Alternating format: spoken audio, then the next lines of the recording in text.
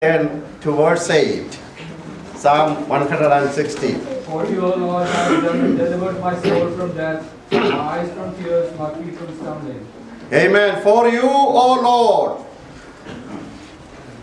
have delivered my soul from death, my eyes from tears, my feet from stumbling.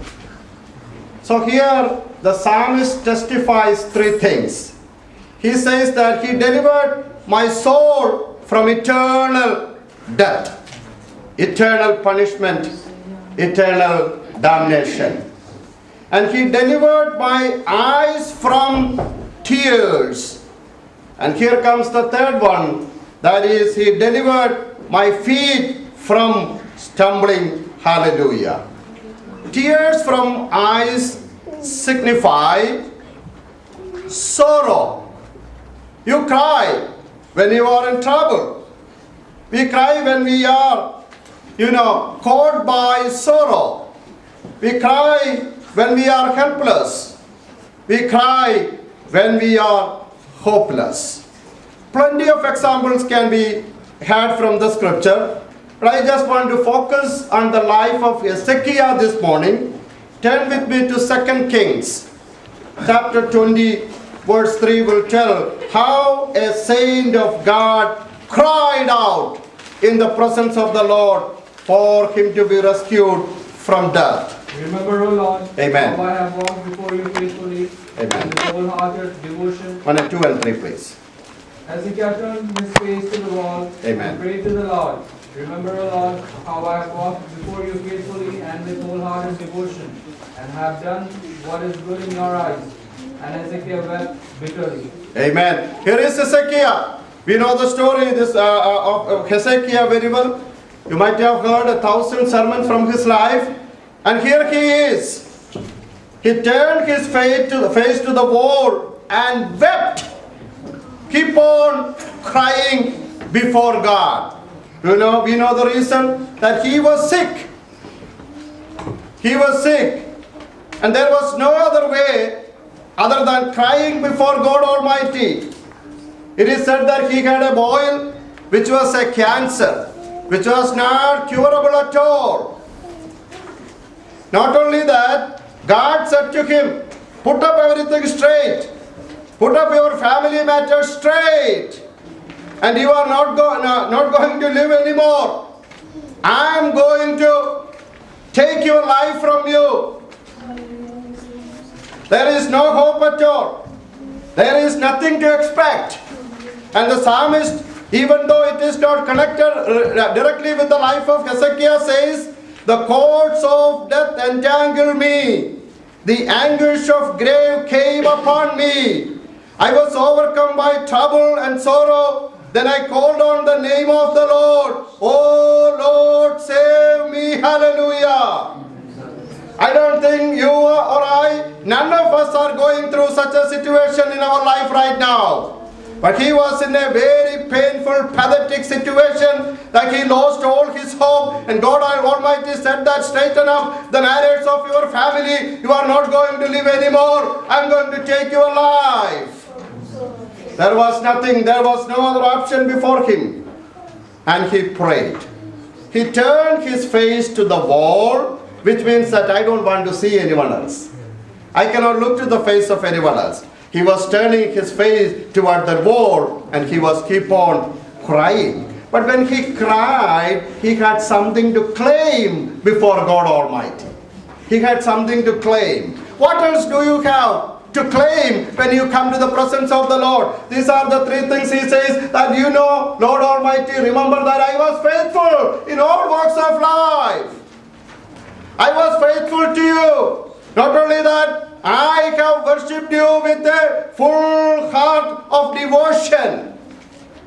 Wholehearted devotion and faithfulness. Not only that, my work and my walk was straight before you. Was straight before you.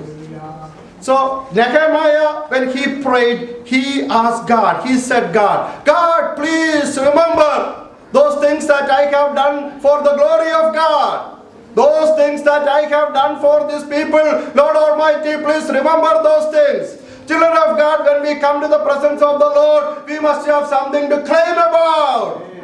How faithful are you this morning to worship God Almighty? Are you here wholeheartedly, with wholehearted devotion to worship God Almighty? Hallelujah. And can you claim that my walk and my work as well are straight in the view, in the presence of the Lord?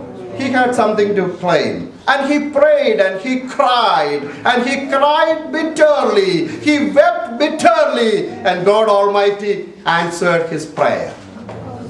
And the same prophet Isaiah went back and said to him, this is what the Lord tells to me to tell you this morning or today, that he is going to add 15 more years on your life. Hallelujah.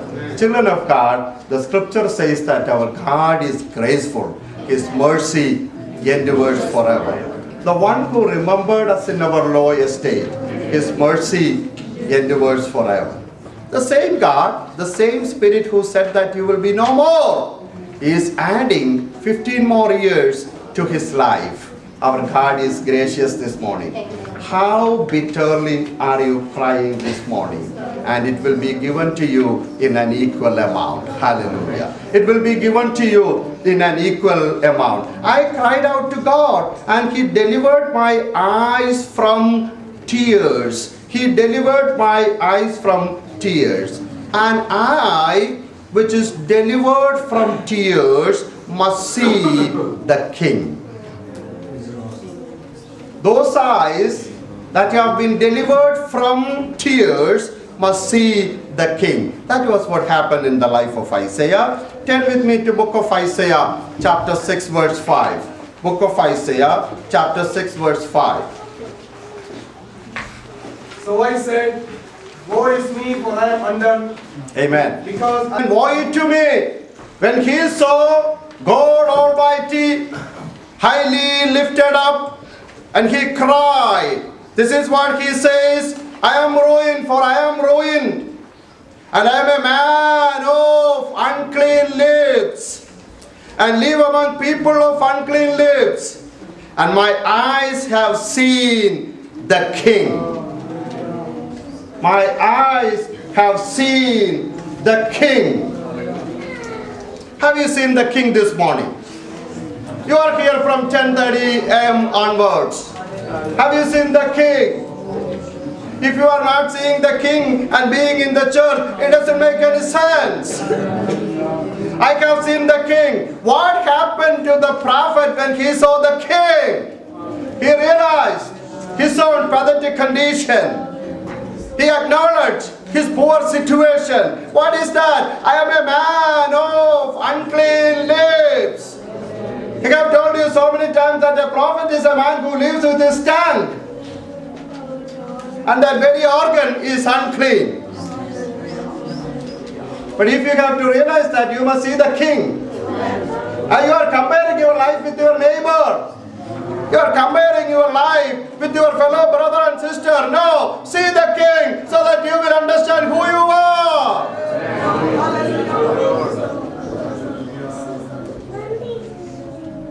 How ugly I am. I'm an ugly man and live among people who are ugly. And I have seen the King. My eyes have seen the King. So what happened? Woe unto me. I cannot praise about anything else. I have nothing which has to be appreciated in my life. Woe unto me. And if this is what happened for a prophet, when he saw God Almighty, how much more it should be for you and I.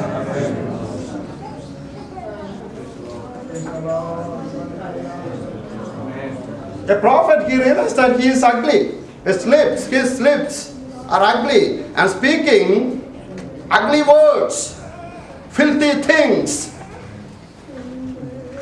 What is the remedy? Is there any remedy in the presence of the Lord for this uncleanliness? Is there any remedy? Yes, there is a solution in the presence of the Lord. It was at that time one of the swords. It was flying. It took a burning live coal in a tongue and touched on my lips. And it was cleansed. And it was cleansed. But burning is painful. Burning is painful.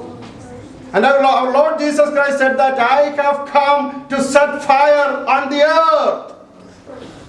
The same fire, the same Holy Spirit that came upon the saints in the first century can be poured out in our life right now so that you will be clean. I am a man of ugly lips. Woe unto me, and live among people who have ugly lips. Oh Lord, I have seen the King, and I realize that how ugly I am. Are you willing to have a touch of the Holy Spirit this morning on your tongue, so that you can speak out, so that you will be cleansed, and you can worship God in the way that you should, with a purified heart, with a purified heart. That's what God Almighty asks us. So if you have that touch, then you will start looking unto yourself. I have told you, I have told this in a couple of times in this church, I think. There are 3 glasses, 3 glasses. This is a glass that will magnify this, lines so that I can read it clearly. It's 2-point. Glass I bought from right. Large, very small things to be so large. That is our nature. You and I have a microscope with us when we come to church, so that the speck of our friend can be magnified and enlarged so big. And yours is too small. Too small. Try to see ourselves this morning. That was what happened to Prophet Isaiah. He saw the Lord. He realized how sinful I am. How ugly are my lips. Oh Lord, woe unto me. So Psalmist in Psalm 19 verses 12 and 13 tells, who can discern his errors? Who can discern his errors? Forgive my hidden faults, keep your servant also from willful sins. Willful sins. Sins that you commit and you know that this is sin. That is willful sin. Many they not rule over me. So may they not rule over me. Then will I be blameless, innocent of great transgression. Blessed is the man whose transgressions are forgiven. In the general sense, our transgressions are forgiven. We have accepted Christ our Savior, and the very moment we receive Christ in our heart, and it's forgiven. But we are living in this flesh, living in this earth, dealing with other people, engaged in so many things. Who can discern his errors? Forgive my hidden faults. Hidden fault. Sometimes it is not revealed before us. Sometimes even we do not know what are the faults that we commit. But when we come to the presence of the Lord, we are keep on asking to God Almighty, God, reveal those things to me. Forgive that and cleanse me, O Lord, so that I can offer my sacrifices with a pure, sanctified heart. Pure, sanctified heart. So the eyes that have been delivered from tears must see the King. And when you see the King, you will see yourself. You will see yourself. And it's very beneficial. A broken and contrite spirit, O Lord, you will not despise. A broken and contrite spirit. Here comes the third one that I would like to speak this morning, before I finish. What will happen to this eyes at the end? If it is true that if you have seen the Lord, seen the King, high and lifted up, enthroned upon our praises, and the eyes that have been delivered from tears will see the Master face to face. Will see the Master face to face. That is what Job testifies, or he tells us Job 19:27, I myself will see him with my own eyes. What a delightful hope it is. Precious.